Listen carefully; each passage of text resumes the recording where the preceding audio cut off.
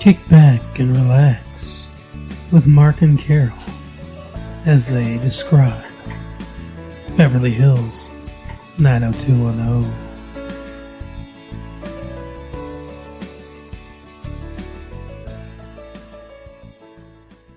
So as you can see, this is a brand new thing, but also sort of an old thing. Carol and I have decided to spin off the 90210 series and do its own series itself, which will come out every Monday, as you can see. We don't have openings for this because these were originally part of the original episodes that we did of Massive Late Fee. So this is a brand new opening, welcoming you to the show. Enjoy this episode of 90210. Okay, so let's talk about 90210. Carol, why don't you take us through the plot of this episode of 90210? Okay, so this episode was a little bit heavy. It was mostly about Brenda. Yeah, it was quite heavy. Yeah. So Brenda has decided that she wants her life to have more meaning. She went out shopping with Kelly and Donna for apparently the third day in a row, and that was just too much frivolity for her. And she gets all, like, just mopey and depressed. Like, she looks like me when I'm PMSing. You know, she's just flopping around the house. She looked really young in this episode, too, for some reason. Well, I mean, she is really young. Because, I mean, I think we're expecting to see her, you know, in the most recent season when she's, like, college-aged. And then we see her when she's, like, 15 pretending to be 16 or whatever it is. But she still looks younger than she does in other episodes of this season. I think it was just the way they did her hair and makeup this episode. I don't know. Maybe they did that on purpose, too. But I don't know why they'd try to make her look younger in this episode. They might have also filmed this episode before they filmed other episodes. You think they film out of order? I think they probably do. Well, for this one, Andrea, who is usually, I like Andrea. She seems like smart, competent, and, you know... 45. She's smart. She's competent. She's 45 right. in high school. But she was a real bitch. Yeah, she was not nice in this episode until she became nice. Suddenly, she turned around instantly. Well, okay, so she is apparently used to people wanting to volunteer at the crisis line and just dropping out. She said, you know, most people don't make it past their first shift, and, you know, what she kept telling Brenda, and I mean, I get it. Because did we mention that Brenda wanted to do that, or are we just skipping that detail? Okay, so Brenda wanted to work with Andrea at the crisis line. Mm-hmm. They call it the rap line. The rap line. 1989's best talk line. So it's a volunteer run with the social worker supervising them. Mm-hmm. And it's for... That's what you want to do, right? Yeah. Yeah, it is. Would that be a fun job for you, supervising teenagers? Well, I would love... Well, I don't know about that, but I mean, I would love to volunteer at a crisis line. That sounds awesome. Oh, yeah. I could think of no better Saturday night than to sit around the phones and listen to people complaining about their parents and stuff. Well, I mean, obviously, as this episode shows, there's more serious stuff, too. There is more serious stuff, but do you think that that's realistic? Yeah. So you think that teen lines... Well, we'll get into it, but I don't think that this situation happens that often. Okay. I hope you're right. Anyway, Brenda wants to volunteer with Andrea, and she tries to talk her out of it. She's just like, oh, do you know what a big commitment this is? Are you sure? You know? Got to train for 3 months. Right? Like, I mean, just like... I did it 20 years ago. But yeah, I mean, she's just really heavy-handed, and like, you know, it takes a certain kind of person and all that. I mean, like... She's being really condescending and judgmental. Yeah, so insulting. And so Brenda goes for the first shift, and basically it looks like she's just observing. And, you know, they're taking calls, whatever, and she gets a call. This is so bad. She gets a call from Kelly. Yeah. Her first day on the line that, you know, is supposed to be used for people calling in for help. Mm-hmm. And Kelly asks, what time do you want me to rescue you? So she says, well, the phones go off at 10. She's like, okay, I'll see you at 10. Mm-hmm. And she mentions that Donna is arguing with her parents because she has asked for a nose job and that they have said no. Do you think that parallels real life? Do you think that Tori Spelling asked her dad, Aaron Spelling, for a nose job, and he said, no Spelling gets a nose job. Who knows? But, I mean, I don't think she needs one. Her nose is a little big. Maybe a little, but, I mean, I think she's still pretty.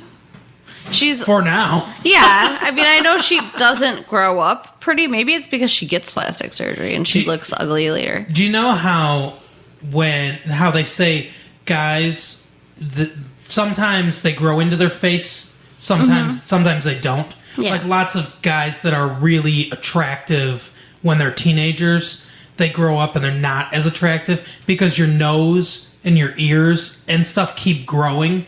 Yeah. Just little bits, but they keep growing and they throw off the symmetry as you get older. So some guys grow into their face and some guys don't. She did not grow into her face. No, she did not. I think her eyes they're almost on the side of her head at this point. It's like she's a lizard. She's a lizard person. Yeah, they're out there, as we learned in one of the massive mixtapes. Anyways, so at the end of the night, Brenda is waiting for Kelly, who does not show up. Yeah, she's not there, so Brenda pounds on the door. Thank God there's a janitor. Like, I don't know what she would have done otherwise. She would have just waited out there, I guess. But the janitor opens the door, says, "My people don't like homosexuality, just so you know." What? Come on in. No, he's just reinforcing the stereotype I gave them earlier. Yeah, that's just wrong, okay? Don't do that. Anyway. Everyone knows that I'm joking. If you can't take a joke, I know we're in an age of political correctness everywhere. Everything's got to be sterilized and everything has to be exactly, no one's feelings can get hurt and stuff like that. But come on now. We can all laugh at each other. Wow. Anyway. Worst fake laugh ever, people? So, vote now. Shut up. The janitor lets Brenda in to use the phone, and she calls Kelly, who says, "Oh, I'm leaving now." Like, why would you not have already left? And then instead of saying, "Okay, I'm leaving now," and then hanging up and leaving, she goes, "I'll call you back in a few minutes." What? Yeah, she's got Donna's mom on the line. So I guess she's talking to Donna's mom about this nose job. I don't know. Yeah, it's very weird. She's very involved in this. And so Brenda's like, okay, fine. So she's waiting for her to call back, and the phone rings, and she answers it. And guess what? It's a crisis line. It's not Kelly. Yeah, it's some chick. And yeah, this chick, it's so sad. Like, it actually kind of made me choke up a little bit when she said, "How do you know if you've been raped?" Yeah, well, what she said is, so if you're making it with a guy, because, you know, that's the phrase to use.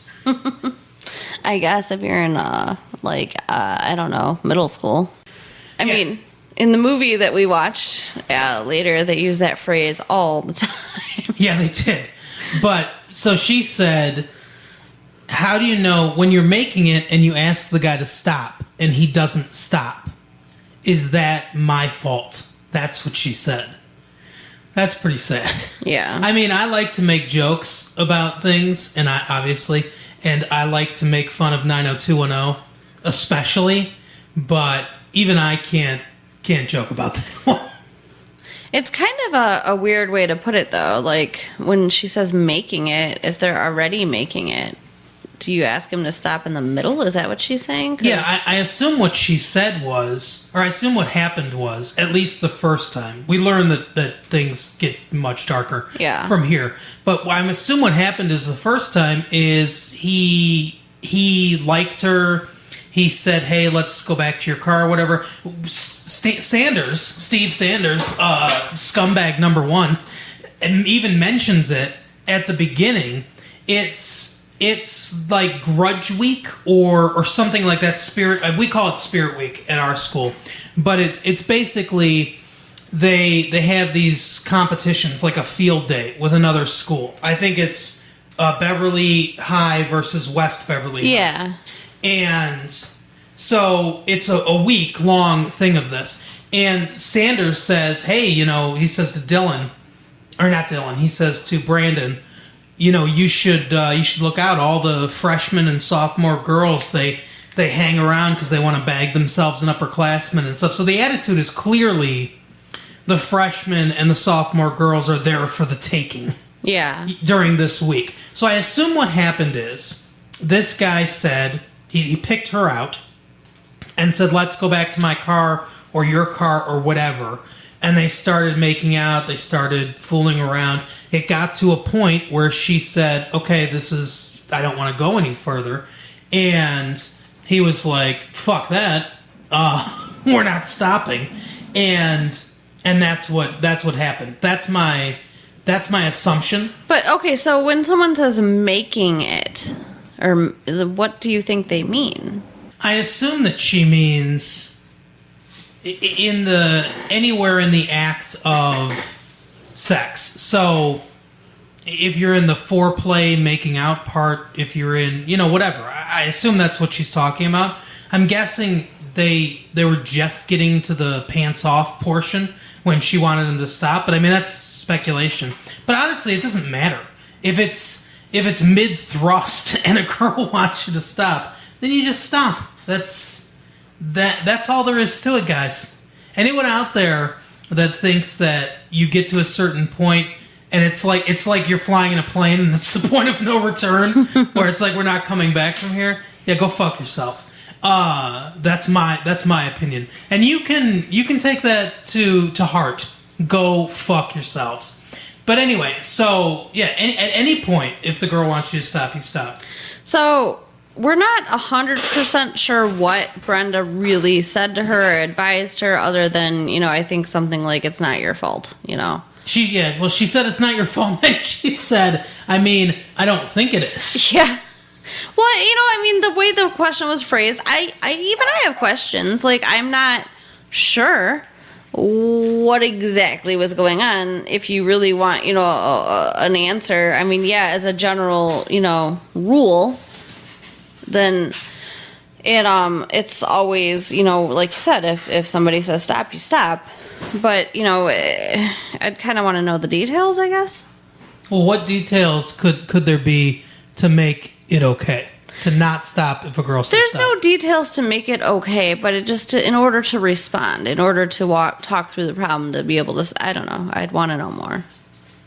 I guess if I was in that situation and someone thinks they've been raped, whether I thought that they sort of brought it upon themselves, I guess for lack of a better term, I would still say no until later, maybe, Yeah, I guess if the girl was like, well,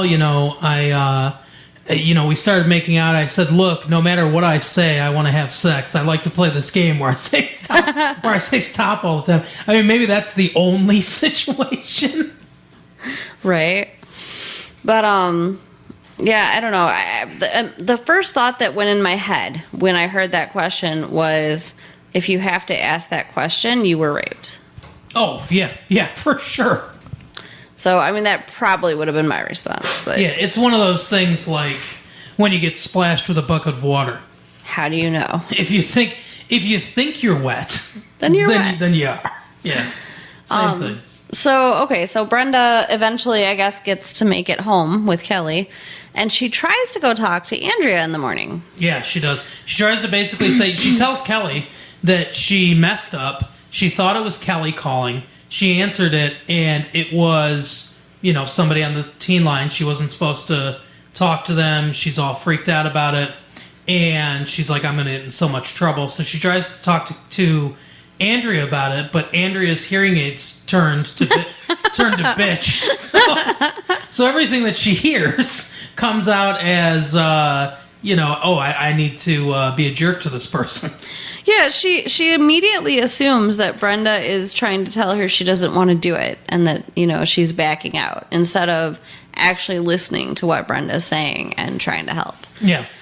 So, I mean, honestly, I'm surprised that Brenda even came back that night. Like, I think I might not have. I probably would have just been like, fuck it, I'll find someone else to do because Andrea sucks. And I think Brenda wanted to find out who it was because that was her obsession the entire episode. She heard this girl's voice and said, I know that voice. I know who that is. That she tells Kelly later, I recognized her voice. I think she's someone that goes here. And she wants to find out who it is the whole time. Which, I don't know, it seems kind of, like, wrong to me. I mean, it's an anonymous rap line. Yeah. So it shouldn't be her priority to figure out who she is just to help her. Exactly. It's the only time you'll hear anonymous and rap in the same sentence. Because those guys, well, I mean, I guess it's possible. Because a lot of those guys, they don't want to bolster themselves up. They don't want to brag. They don't want to aggrandize themselves. Right. Rap artists, you know. Right. They're very humble.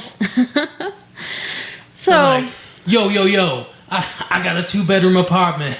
It suits me fine. So Brenda, eventually, like, what happens? They call. The girl does call the next day when Brenda is there. Yeah, right at the end. Right at 10 o'clock when they're leaving. Yep. And Andrea answers and says, oh, it's for you. And luckily the supervisor is still there. And she's like, well, put her on the phone and we'll help her through it, basically. Yeah, because she explains it and says, I thought it was my ride. Who was late? I answered the phone. It was this person.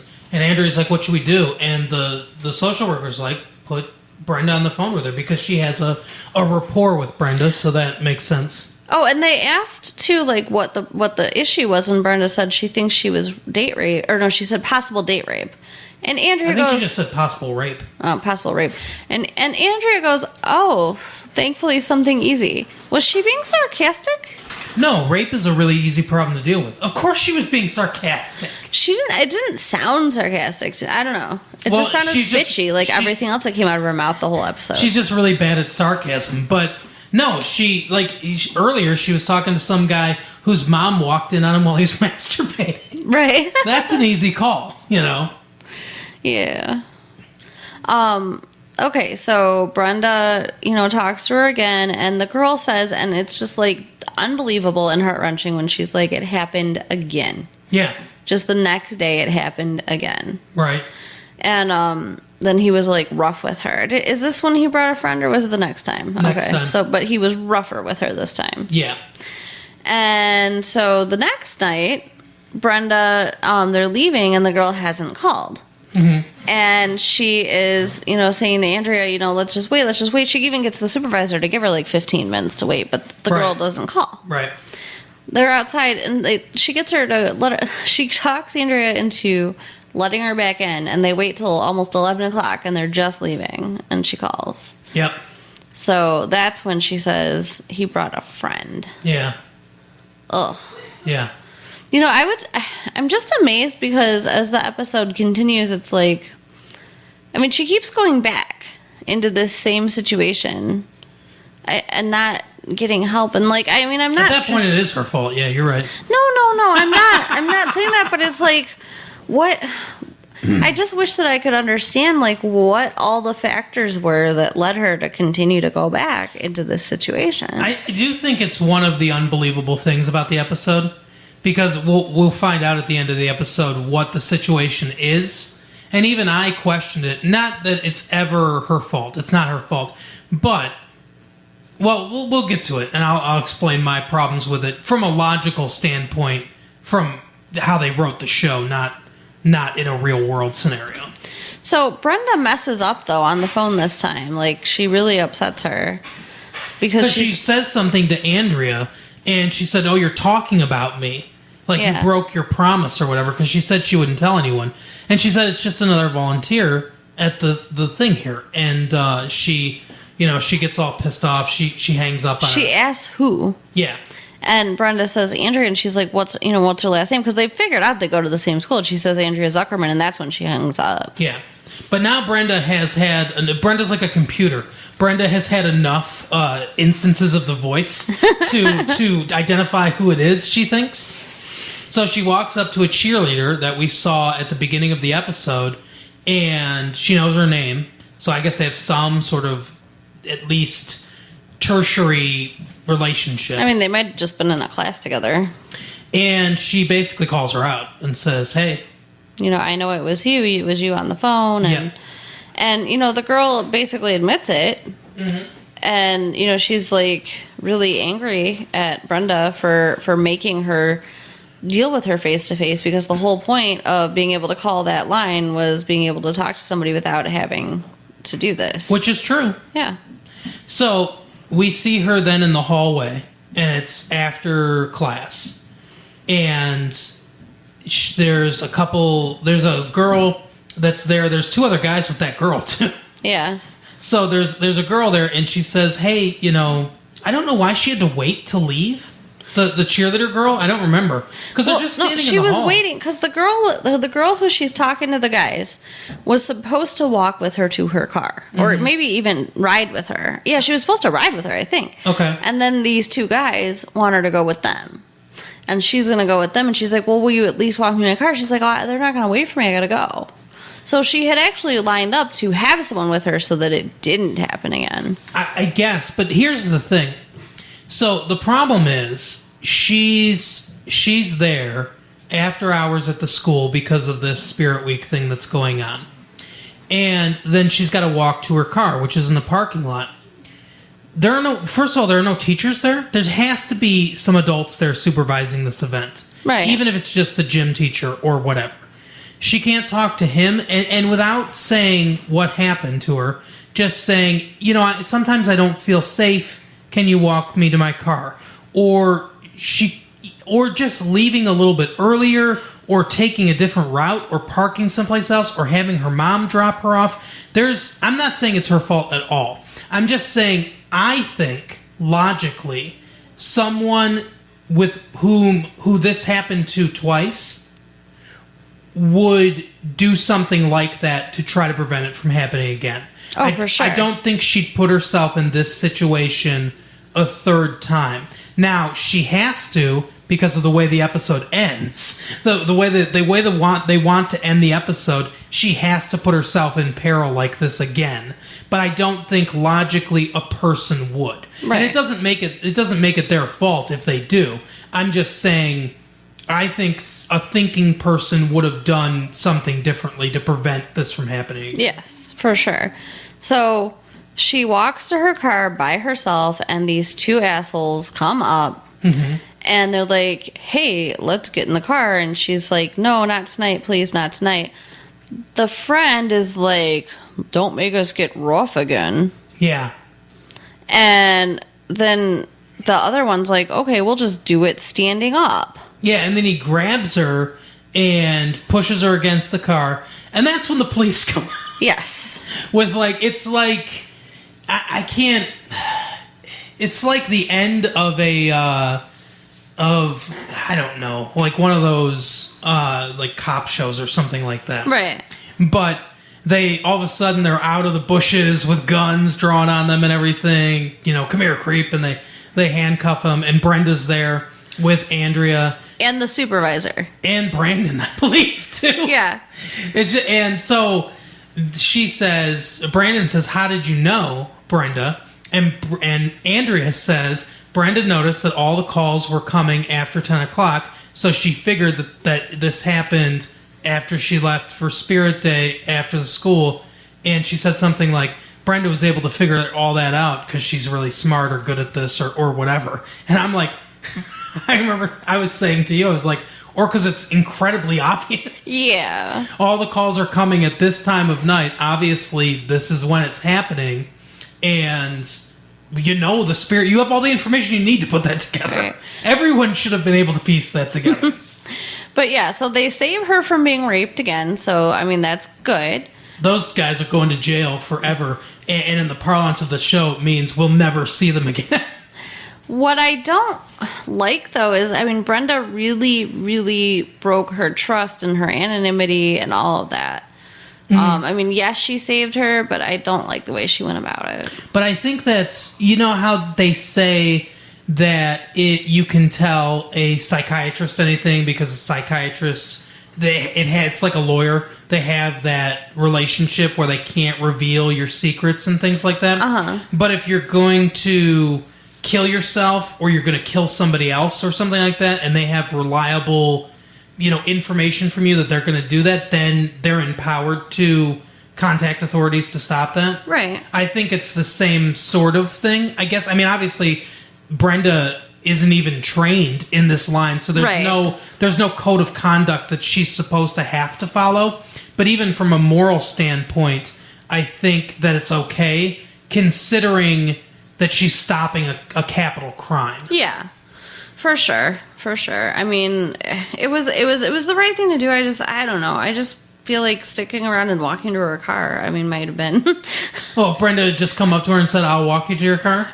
Yeah, I don't know. It's good the guys are going to jail. It just, the whole thing seems like absolutely, a little over the top, maybe. And my other question is like, okay, she's been raped 3 times, 3 days in a row. Right. The third day by 2 guys. The trifecta. Yep. And this is day 4. She's a cheerleader, and she is physically up to going and cheering and, continue. This doesn't make sense. I feel like she should be in a hospital at She this should point. be pretty sore at this point. Yeah. Yeah, especially they were rough with her one day, so. Yeah. I would just imagine that she would not be up to Grudge Week or whatever. Yeah, well, in the real world, that would be the case. But it's fantasy TV world, where this young actress didn't get raped. Well, maybe she did at some point in her life, but in this episode, she didn't. Right. So, yeah, that's the explanation for that. It's TV. Right. But anyway, so the subplot with Brandon, what did you think of that one? Oh my gosh, I almost forgot about the subplot with Brandon. Okay. That also dealt with rape. No, it didn't. Well, it dealt with possible rape, I guess. Willing rape? Statutory rape? Yeah. So there's this mystical woman that shows up. She's got blonde hair. She's an attractive woman. Yeah, she's cute. But she's doing acupressure on, what's his name? Nat? Yeah. That runs the Peach Pit. And she's massaging him, all these things, and he's making these sounds like he's having an orgasm. Completely obscene sounds, yeah. So she's kind of flirty with Brandon, and he flirts back. He thinks the whole time that he's gonna be able to have sex with her. She's like 26 years old. He's 16 or 17 or however old he is. And so she invites him back to her place to try this new rap type thing where she massages oils all over him, then gives him a shower, or he takes a shower. Then she puts all these oils on him, wraps them in plastic or whatever, and it's supposed to be really good for the skin or something. She says that she has trouble getting volunteers. Now, first of all, it's supposed to be this amazing treatment. You're getting a massage to start off this thing. I don't know why you would have trouble. And she's an attractive girl, so I don't know why you would have trouble finding people to do this. Well, getting wrapped in plastic sounds a little weird. I don't think you're like head to toe in plastic. I think they're just wrapping parts of your body in plastic. It's. I think what they usually use at those trendy California spas is like seaweed. Right. They do the seaweed. Yeah, I've heard of the seaweed wrap stuff, and it's supposed to be really good for your skin or whatever. Who knows? But anyway, so I think that's kind of what she's talking about. I would think she'd get volunteers for that. But anyway, he comes to her house, and she has a husband that or at least a fiance or a boyfriend or something. Someone who lives there. Yeah, but who's older, by the way, too. Yeah, and he kisses her, and that's how she was my best student. That's when I fell in love with her. Blah blah blah. And so Brandon is crestfallen that he's not going to have sex with an older woman. But that's basically the plot of his subplot. And they give him the Tibetan Book of the Dead. Yeah. As a gift, because they said they give it to all our special friends, which makes it sound like they are a couple looking for a bi-curious male. Actually, what it sounds like is they're running a cult. Something. They want to get him to Guyana to drink some Kool-Aid or something. Yeah, that was very weird. That's a sad story, too. We won't get into that. Yes, let's not.